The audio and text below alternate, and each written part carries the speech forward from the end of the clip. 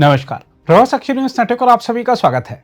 मोदी सरकार के कार्यकाल में भारतीय रेल उन स्थलों तक भी पहुंची है जहां रेल से चलने का सपना तो बहुत पहले देखा गया, लेकिन उसे पूरा करने की दिशा में पहले की सरकारों ने कोई बड़े कदम नहीं उठाए थे। हाल ही में प्रधानमंत्री नरेंद्र मोदी ने जम्मू कश्मीर में चिनाब पुल का उद्घाटन किया था, जिससे कश्मीर घाटी का राष्ट्रीय रेल नेटवर्क से जुड़ने का सपना पूरा हुआ। अब सुदूर पूर्वोत्तर के राज्य मिजोरम की राजधानी आइजोल को देश के रेल नेटवर्क से जोड़ने के लिए निर्धारित 51.38 किलोमीटर लंबी बैराबी सेरांग रेल लाइन भौगोलिक और साजो सामान से जुड़ी चुनौतियों को पार करते हुए बनकर तैयार हो चुकी है। पूर्वोत्तर सीमांत रेलवे यानी NFR के एक अधिकारी ने कहा है कि रेलवे सुरक्षा आयुक्त की मंजूरी के साथ यह लाइन तैयार है और बहुत जल्द ही प्रधानमंत्री नरेंद्र मोदी इसका उद्घाटन करेंगे। हम आपको बता दें कि इस रेल मार्ग के चालू होने के बाद लोग सिलचर के रास्ते ट्रेन से आइजोल की यात्रा कर सकेंगे और राज्य की प्राकृतिक सुंदरता, सांस्कृतिक विविधता, पहाड़ियों और घने जंगलों का आनंद ले सकेंगे। मिजोरम को पहाड़ी लोगों की भूमि के रूप में जाना जाता है। अधिकारियों ने कहा है कि इस लाइन के पूरा होने से मिजोरम पूर्वोत्तर का चौथा राज्य बन गया है, जिसकी राजधानी राष्ट्रीय रेलवे नेटवर्क से जुड़ गई है। हम आपको बता दें कि इस लाइन में 12.853 किलोमीटर लंबी 48 सुरंगें, 55 बड़े और 87 छोटे पुल, 5 सड़क ओवरब्रिज और 9 सड़क अंडर ब्रिज हैं। इनमें से एक पुल की ऊंचाई 104 मीटर है, जो कुतुब मीनार से 42 मीटर अधिक है। नई लाइन से मिजोरम के लोगों को न केवल बेहतर परिवहन और सुगमता का लाभ मिलेगा, बल्कि इससे क्षेत्र से आवाजाही में भी वृद्धि होगी। साथ ही स्थानीय पर्यटन को भी बढ़ावा मिलेगा। इसके अलावा इस अभूतपूर्व परिचालन से वाणिज्यिक गतिविधियों, आर्थिक विकास का बढ़ावा मिलेगा और पूर्वोत्तर के राज्यों में ट्रेन संपर्क मजबूत होगा, रोजगार के नए अवसर पैदा होंगे तथा स्टेशनों और माल शेड के पास छोटे छोटे व्यवसायों को बढ़ावा मिलेगा। बहरहाल, आइए देखते हैं रेलवे की इस परियोजना के बारे में रेल अधिकारी क्या बता रहे हैं। ये प्रोजेक्ट एक हिस्टोरिकल इवेंट या हिस्टोरिकल मूवमेंट बोल सकते हैं, commissioning of this project Aizawl के लिए, क्योंकि हमारे नॉर्थ ईस्ट में टोटल जो 8 स्टेट्स हैं, 8 स्टेट में से ये 4th स्टेट जो है उसकी कैपिटल ये कनेक्ट होगी। सबसे पहले हमारी 3 कैपिटल कनेक्टेड हैं, गुवाहाटी, अगरतला और ईटानगर, और ये 4th स्टेट होगी। ये one of the remotest state आती है और ये पूरी की पूरी स्टेट जो है हिली एरिया पे है, मतलब कि हिली एरिया में है। और इसमें जो है ट्रांसपोर्टेशन फैसिलिटी जो है काफी इशू रहता है, क्योंकि अभी तक जो है हाईवे का जो कंडीशन भी बहुत अच्छा नहीं है और बाकी जो सिर्फ बाय एयर वाले ही जो है आने जाने का जो है मेन यहाँ पर मीडिया है। ये जो प्रोजेक्ट है टोटल 51.38 किलोमीटर लंबा है और इस प्रोजेक्ट को जो सैंक्शन 2008-9 में सैंक्शन हुआ था और इसका जो इम्पोर्टेंस को देखते हुए गवर्नमेंट ऑफ इंडिया ने इसको नेशनल प्रोजेक्ट डिक्लेयर किया था। उसके बाद में इसका सर्वे किया गया, सर्वे के बाद में लैंड एक्विजिशन हमारा हुआ था 2014 तक और honourable prime minister of India Shri Narendra Modi ji ने इसका फाउंडेशन स्टोन लिए किया था 29 नवंबर 2014। फिर फिजिकली इस प्रोजेक्ट पे काम शुरू हुआ था और अभी जो हमारा 2025 में आके ये प्रोजेक्ट हमारा कंप्लीट हुआ है। इस प्रोजेक्ट में ये है कि जो हमारा 51 मीटर का अलाइनमेंट है, ये पूरे का पूरा जो हमारा हिली टेरेन में से पास होता है, जो हिली टेरेन जो हमारा जंग हिमालयज है। इसमें 31% हमारा टनल है, मतलब कि 15.8 किलोमीटर, 21% अराउंड 12 किलोमीटर जो है हमारे टोटल ब्रिज की लेंथ आ जाती है और बाकी जो 44% बन जाता है वो हमारा मोस्टली जो है डीप कटिंग के बीच में आता है। तो अगर आप देखेंगे कि ये पूरे का पूरा प्रोजेक्ट जो है वो 3 पार्ट में डिवाइड हो जाता है, टनल, ब्रिज और डीप कटिंग मोस्टली जो है। तो इसलिए पूरी की पूरी अलाइनमेंट में काम करना एक हमारे लिए काफी बड़ा चैलेंज हो जाता है, क्योंकि ये जंग हिमालय के बीच में जो है, जैसे आपने यूएसवीआर प्रोजेक्ट भी देखा होगा, बाकी प्रोजेक्ट देखे होंगे, इस पे इशू क्या होता है कि आप कोई भी काम करने जाओ, चाहे आप टनल बनाने जाओ, चाहे आप उसमें ब्रिज बनाने जाओ, चाहे आप उसमें ओपन कट भी करते हो, हर एक में अपना अलग अलग टाइप का एक आप चैलेंज रहता है। और टनलिंग में खूब इसमें कोलैप्सेज होते हैं, जब हम करते हैं टनल में काफी टाइम लग जाता है, पानी का इनग्रेस वगैरह काफी हो जाता है। हाल तो उसके लिए टेक्निक्स डेवलप हुई है, थोड़ा टाइम ज्यादा लगता है, लेकिन हमने इसको सक्सेसफुली कंप्लीट कर लिया है। ब्रिजेस में ब्रिज, क्योंकि इस पे जो है टोटल 153 नंबर ऑफ ब्रिजेस है, छोटे बड़े मिला के, जिसमें से 88 छोटे ब्रिज हैं, 10 इसमें जो है हमारे आरओबी और आरयूबीज हैं और 55 मेजर ब्रिजेस हैं। टोटल 55 जो मेजर ब्रिजेस है उसमें 280 स्पान्स हैं। 280 स्पैन में 43,000 मीट्रिक टन स्टील यूज हुआ है। और जो भी ये हमारे स्टील गर्डर फैब्रिकेट हुए हैं वो मिजोरम में नहीं, वो हमारे छत्तीसगढ़, वेस्ट बंगाल, महाराष्ट्र, वहां पे फैब्रिकेट होके उन गर्डर्स को वहां से ट्रांसपोर्ट किया गया है। Transportation by train, then by road, और उसके बाद में छोटे ट्रेलर से हमें इसको साइड पे पहुंचाया गया है। गर्डर, बड़े गर्डर को बड़े ट्रेलर से लाके जो है हाईवे के किनारे इसको ट्रांसशिपमेंट किया जाता था, छोटे ट्रेलर पे लोड किया जाता था। छोटे ट्रेलर भी हमारे साइड पे पहुंचने में मतलब कि इतने सक्षम नहीं थे, जिसके लिए कि उसके आगे और पीछे जो है चेन माउंटेड क्रेन लगा के आगे पीछे उसको जो है पुल और पुश में उसको ले जाना पड़ा।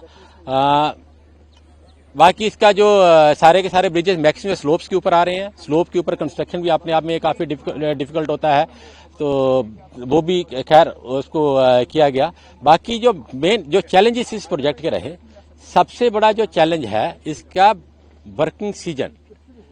यहाँ पर प्रोलॉन्ग और हैवी मानसून होता है, जो कि हमारा ऑलमोस्ट 4.5 से 5 महीने, बल्कि नवंबर से लेके मार्च तक हमें यहाँ का वर्किंग सीजन मिल पाता है। उसके बाद में बाकी वाले में आपके बारिश बहुत ज्यादा होती है, लैंडस्लाइड बहुत ज्यादा होती है, रास्ते बंद हो जाते हैं, काम करना बड़ा मुश्किल होता है। नंबर दूसरा, यहाँ पे जो लेबर है उसकी बड़ी शॉर्टेज रहती है, क्योंकि लेबर यहाँ पर मिलती नहीं है। जितनी भी लेबर आएगी आपकी एडजेसेंट स्टेट से आती है, West Bengal, Orissa, Bihar, then Assam, UP, और उसकी लेबर, क्योंकि ये रिमोट स्टेट है, आजकल काम की कहीं भी कमी नहीं है, इसलिए और 4 से 4.5 महीने का काम टाइम मिलता है, वो भी ज्यादातर फेस्टिवल वाला सीजन होता है, तो लेबर यहाँ पे जो है रिटेंशन उसका काफी मुश्किल हो जाता है। उसके बाद में ट्रांसपोर्टेशन, जो मैंने आपको बता दिया था, ट्रांसपोर्टेशन अपने आप में काफी एक जो है चैलेंजिंग वर्क है। मटेरियल अवेलेबिलिटी, मटेरियल यहाँ पे कोई भी, चाहे आप गिट्टी बोल लीजिए, चाहे आप सैंड बोल लीजिए, मिजोरम में कुछ भी नहीं मिलता है। हमें सारे का सारा मटेरियल जो है या असम से या वेस्ट बंगाल से या इवन झारखंड से, इवन गिट्टी भी हमें ट्रेन के थ्रू ट्रांसपोर्ट करके यहाँ लानी पड़ती है, और ट्रेन से जो है बाय रोड हम इसको ले जाते हैं। हाँ, ये आपने बहुत अच्छा क्वेश्चन पूछा है कि जैसे मैंने आपको बता दिया है कि हम अपने प्रोजेक्ट को 3 पार्ट में डिवाइड कर सकते हैं। 51 किलोमीटर में से हमारा टनल, ब्रिज और ओपन में हमारे डीप कटिंग्स है। हमने अपनी तरफ से पूरे का पूरा कोशिश किया गया है कि जितना भी हमारा ओपन पोर्शंस है, क्योंकि लैंडस्लाइड जो भी होंगे वो मेनली ओपन पोर्शंस में होते हैं, सारे के सारे जो है अभी आप देखेंगे कि हमने जो है जितना हमसे मैक्सिमम हो सकता था हमने उसके एडिक्वेट प्रोटेक्शन वर्क उस पर हमने कर दिए हैं, और जिससे कि आपके लैंडस्लाइड के जो स्टेबलाइजेशन का मतलब कि काफी अच्छे तरीके से हो गया, और लैंडस्लाइड के चांसेस जो है काफी हद तक कम हो गए हैं।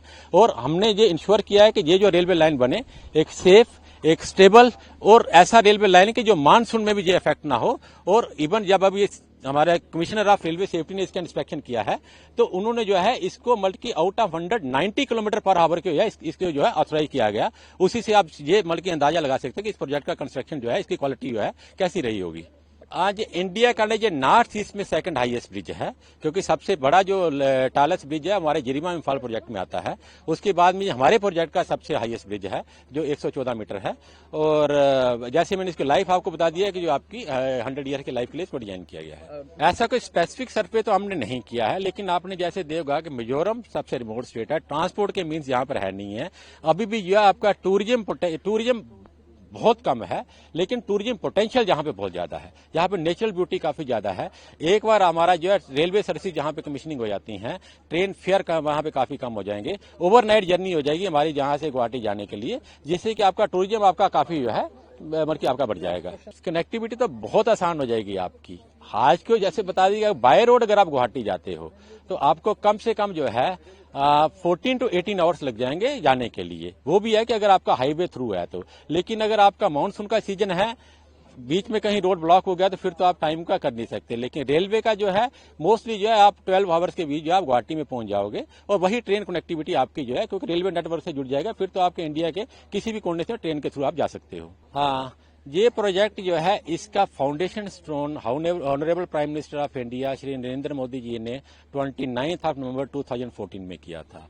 और ये हमारे लिए खुशी की बात है कि ये उन्हीं के कार्यकाल में ये प्रोजेक्ट हमारा कमीशन होने जा रहा है, और ये 11 ईयर्स के जो हमारी गवर्नमेंट के अचीवमेंट्स हैं उनमें से भी एक अचीवमेंट रहेगा। हम आपको यह भी बता दें कि मिजोरम को रेल मिलने से स्थानीय लोगों की खुशी देखते ही बन रही है, क्योंकि उनके पुरखों ने जो सपना देखा था उसे अब मोदी सरकार ने पूरा कर दिया है। In terms of right now, as of now, let's talk about Sairang.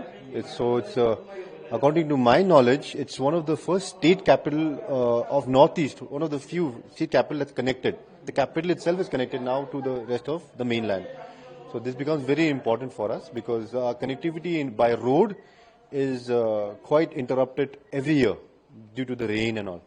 So because you have to know that the national highway passes through Assam, then passes through Meghalaya, then Assam, then Mizoram. So even if the roads are good in Mizoram, sometimes the roads are bad in Assam and all. So this railway is something we look forward to, this connectivity. It's going to benefit your business also? Yes. Goods from, the last big city from Aizawl itself is Guwahati. It takes 2 to 3 days for anything to reach here. So anything emergency also, medicine, food, anything, essential supplies also, even oil and all that, it takes 3 to 4 days to reach here.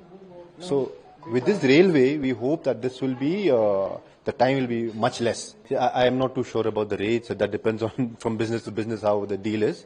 But for me, definitely the thing is that we do not have to worry about stocking.